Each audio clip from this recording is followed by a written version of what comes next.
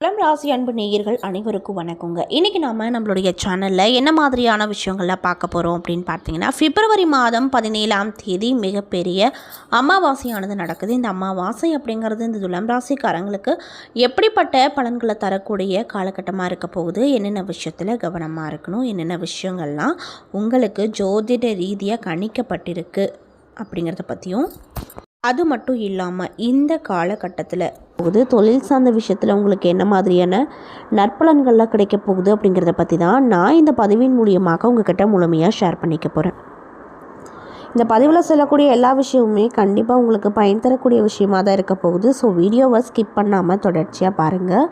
அது மட்டும் இல்லாமல் இது போன்ற ஆன்மீகம் சார்ந்த வீடியோக்கள் எல்லாம் நீங்கள் முழுசாக பார்த்து தெரிஞ்சுக்கணும் அப்படின்னு ஆசைப்பட்டேன். நம்மளுடைய சேனலை மறக்காமல் சப்ஸ்கிரைப் பண்ணிவிட்டு கீழே இருக்கும் பெல்லைக்கானையும் மறக்காமல் கிளிக் பண்ணுங்கள். அப்போ தான் நம்ம சேனலில் போடுற எல்லா வீடியோவுமே நோட்டிஃபிகேஷனாக உங்கள்கிட்ட உடனுக்குடனே வந்து சேரும். மேலும் உங்களுக்கு திருப்பதியில் இருக்கக்கூடிய அந்த திருப்பதி ஏழுமலையான ரொம்ப பிடிக்கும்னா அந்த வீடியோக்கு ஒரு லைக் பண்ணிவிட்டு நம்மளுடைய கமெண்ட் பாக்ஸில் திருப்பதி ஏழுமலையானுக்கு போற்றி அப்படின்னு சொல்லி மறக்காமல் பதிவிடுங்க. இந்த சமயத்தில் நீங்கள் அவரை நினச்சி இப்படி ஒரு விஷயம் பண்ணும்போது கண்டிப்பாக உங்கள் வாழ்க்கையில் நிறைய விதமான மாற்றத்தையும் ஏற்றத்தையும் அவர் நிச்சயமாக ஏற்படுத்தி கொடுப்பாரு. ஸோ நம்பிக்கையோடு இந்த ஒரு விஷயத்தை பண்ணி பாருங்கள். ஸோ இப்போ வாங்க நம்ம வீடியோக்குள்ளே போய் துலாம் ராசிக்காரங்களுக்கு நடக்கக்கூடிய நன்மைகள் என்ன, தீமைகள் என்ன அப்படிங்கிறத பற்றி பார்க்கலாம். துலாம் ராசிக்காரங்களுக்கு இந்த காலகட்டத்தில் உறவினர்களுடைய வருகையால் வீட்டில் மகிழ்ச்சியான சூழ்நிலை அப்படிங்கிறது உருவாக்க போகுது. முன்னேற்றத்திற்கான வழிகள் நிறையவே பிறக்க போகுது. புதிய ஆடை ஆபரணங்கள் வாங்கக்கூடிய யோகம் அமைஞ்சிருக்கு. பிரிந்திருந்த கணவன் மனைவி ஒன்று சேர்வார்கள். இன்னும் சிலருக்கு பிள்ளைகள் மூலமாக புதிய ஆடை ஆபரண சேர்க்கை கைக்கு வர வாய்ப்பு அமைஞ்சிருக்கு. இன்னும் சிலருக்கு புதிய வீடு வாகனம் வாங்கக்கூடிய யோகம் அமைஞ்சிருக்கு. நவீன ரக மின் அணு சாதனங்கள் வாங்கி வீட்டில் இருக்கவங்கள ரொம்பவே மகிழ்ச்சிகரமாக பார்த்துக்குவீங்க. பிள்ளைகள் வழியில் பெருமைப்படக்கூடிய செய்திகள் கேட்டு ரொம்பவே சந்தோஷமாக இருப்பீங்க. திருமண முயற்சி ஏதாவது எடுத்துட்ருக்கீங்க அப்படின்னா அதில் சாதகமான பலன்கள் கிடைக்கும். மகன்களுக்கு நல்ல இடத்துல வரன் அமையும். ஆனாலுமே குடும்பத்தில் அவ்வப்பொழுது சிறு சங்கடங்கள் ஏற்படக்கூடும் அப்படிங்கிறதுனால பார்த்து கவனமாக இருங்க. மாத பிற்பகுதியில் உறவினர்களால் குடும்பத்தில் பிரச்சனைகள் ஏற்படக்கூடும் அப்படிங்கிறதுனால உறவினர்களிடம் பேசும்போது பொறுமையை கடைபிடிப்பது உங்களுக்கு இந்த காலகட்டத்தில் ஒரு நல்ல ஒரு விஷயமாக பார்க்கப்படுதுங்க. குடும்ப விஷயங்களில் அவர்களின் தலையீட்டை அனுமதிக்க வேண்டாம். வாகனத்தில் செல்லும் பொழுது கவனமாக இருப்பது ரொம்ப நல்லது அப்படின்னு சொல்கிறாங்க. நண்பர்கள் மூலமாக முன்னேற்றத்திற்கான நிறைய விதமான வாய்ப்புகள் அப்படிங்கிறது உங்களுக்கு இந்த காலகட்டத்தில் கண்டிப்பாக கிடைக்கும். அதில் எந்த ஒரு மாற்று கருத்தும் இல்லை அப்படின்னு சொல்லப்படுது. அலுவலகத்தில் சக ஊழியர்களுடைய ஆதரவு அப்படிங்கிறது உங்களுக்கு அதிகமாக கிடைக்கும். பதவி உயர்வுக்கு வாய்ப்பு அமைஞ்சிருக்கு. கோரிக்கைகள் எளிதில் நடக்கும். அரசு வகையில் எதிர்பார்த்த கடன் உதவிகள் கிடைக்கும். உங்களுடைய பொறுப்புகள் தட்டி கழிக்காமல் செய்வது ரொம்ப நல்லது. அதிகாரிகளிடம் அனுசரித்து போவது ரொம்ப நல்லதுங்க. ஏன்னா பிற்காலத்தில் உங்களுக்கு அவங்க மூலியமாக நிறைய விதமான நன்மை கிடைக்கும். தொழில் மற்றும் வியாபாரத்தை பொறுத்த வரைக்கும் லாபம் எதிர்பார்த்ததை விடவும் குறைவாகவே கிடைக்கும். மறைமுக எதிரிகளால் பிரச்சனைகள் ஏற்படக்கூடும் அப்படிங்கிறதுனால பார்த்து கவனமாக இருங்க. வியாபாரத்தை பொறுத்த வரைக்கும் புதிய முயற்சிகள் எதுவும் இப்போதைக்கு வேண்டாம் அப்படின்னு சொல்கிறாங்க. மாத பிற்பகுதிக்கு மேலே ஓரளவுக்கு நன்மைகளை எதிர்பார்க்கலாம். குடும்பத்தை நிர்வகிக்கக்கூடிய துலாம் ராசி பெண்களுக்கு இந்த காலகட்டம் மகிழ்ச்சி தரக்கூடியதாக இருக்க போகுது. உறவினர்களோடு இணக்கமான சூழ்நிலை காணப்படும். குடும்ப உறுப்பினர்கள் உங்கள் ஆலோசனைகளுக்கு மதிப்பு கொடுப்பாங்க. அலுவலகத்திற்கு செல்லக்கூடிய பெண்களுக்கு எதிர்பார்த்த சலுகைகள் கிடைக்க அதிகப்படியான வாய்ப்பு அமைஞ்சிருக்கு. மேலும் உங்களுக்கு சாதகமான நாட்களில் என்னன்னு பார்த்தீங்கன்னா பிப்ரவரி மாதம் 5, 8, 11. அதிர்ஷ்டம் தரக்கூடிய எண்கள் 2, 3, 7. வழிபட வேண்டிய தெய்வம் தட்சிணாமூர்த்தி விநாயகர். செய்ய வேண்டிய பரிகாரம் விநாயகர் பெருமானுக்கு வெள்ளிக்கிழமை நாட்களில் தேங்காய் எண்ணெயில் தீபம் ஏற்றி அருகம்புல்லால் அர்ச்சனை செய்து வருவது நல்லது. மேலும் வியாழக்கிழமை நாட்களில் தட்சிணாமூர்த்திக்கு மஞ்சள் மலர்களை கொண்டு அர்ச்சித்து வழிபடுவது நன்மையை கொடுக்கும் அப்படின்னு சொல்லப்படுதுங்க. அது மட்டும் இல்லாமல் 9 கிரகங்களும் குறிப்பிட்ட கால இடைவெளியில் பெயர்ச்சியாவது ஜோதிட ரீதியாக வழக்கமாக நடக்கிற ஒரு விஷயம்தான். இந்த கிரக மாற்றம் அப்படிங்கிறது 12 ராசிக்காரர்களுக்கும் அதனுடைய தாக்கத்தை கொடுக்கும். சில ராசிக்காரங்களுக்கு சுப பலன்களை கொடுக்கும், சில ராசிக்காரங்களுக்கு அசுப பலன்களை கொடுக்கும். அந்த வகையில் இந்த 8க்கு பிறகு இந்த துலாம் ராசிக்காரங்களுக்கு கிடைக்கக்கூடிய பலன்கள் என்ன அப்படிங்கிறது தான் பார்த்துட்ருக்கோம். ஸோ வீடியோவை ஸ்கிப் பண்ணாமல் பாருங்கள். கேது பகவான் சிம்ம ராசியில் அமர்ந்திருக்காரு. சூரியன், சுக்கிரன், செவ்வாய் ஆகியோர் மகர ராசியில் அமர்ந்திருக்காங்க. மகரத்தில் செவ்வாய் உச்சம் அடைஞ்சிருக்காரு. கும்பராசியில் புதன் பகவானும் செவ்வாயும் அமர்ந்திருக்காங்க. மீனத்தில் சனி பகவான் அமர்ந்திருக்காரு. அந்த வகையில் உங்களுக்கு இந்த காலகட்டத்தில் கிடைக்கக்கூடிய நற்பலன்கள் என்னன்னு பார்த்தீங்கன்னா, இரத்த பந்த உறவுகள், தாய் வழி உறவுகள் தொடர்பான விஷயத்தில் எதிர்மறையான எண்ணங்களை தவிர்ப்பது நல்லது.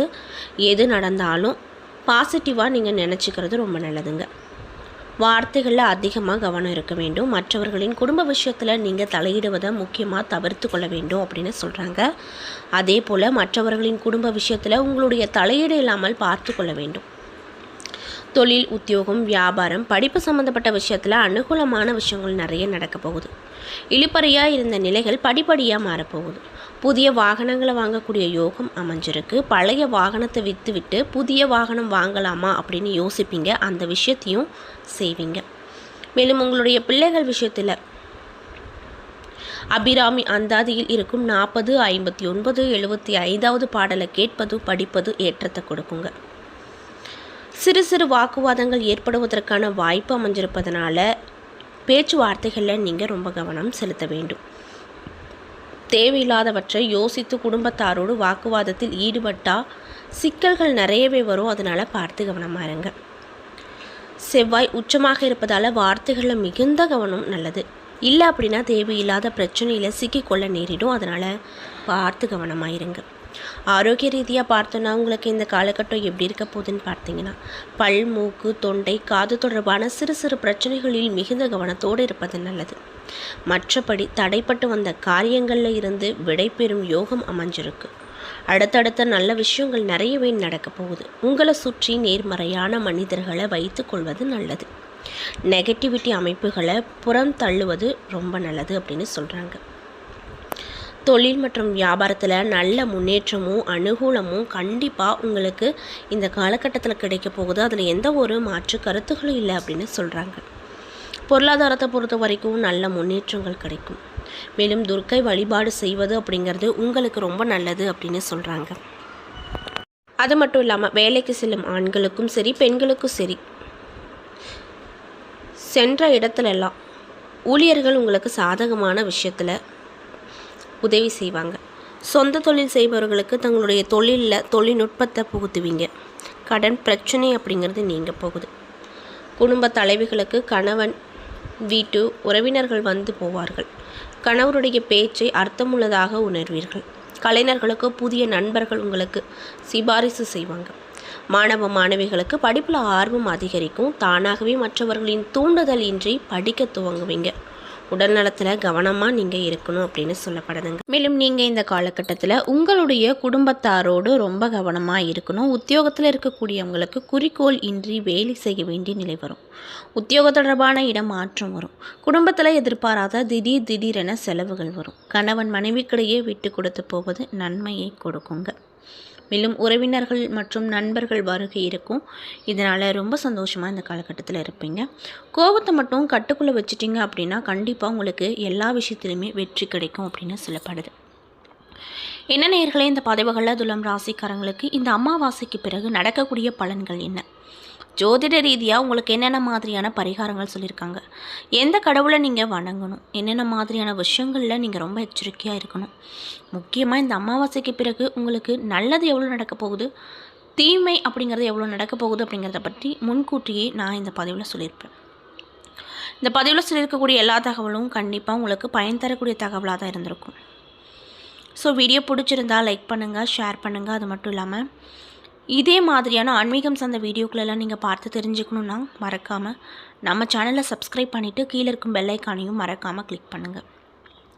அப்போ தான் நம்ம சேனலில் போடுற எல்லா வீடியோவுமே நோட்டிஃபிகேஷனாக உங்கள்கிட்ட வரும். நன்றி.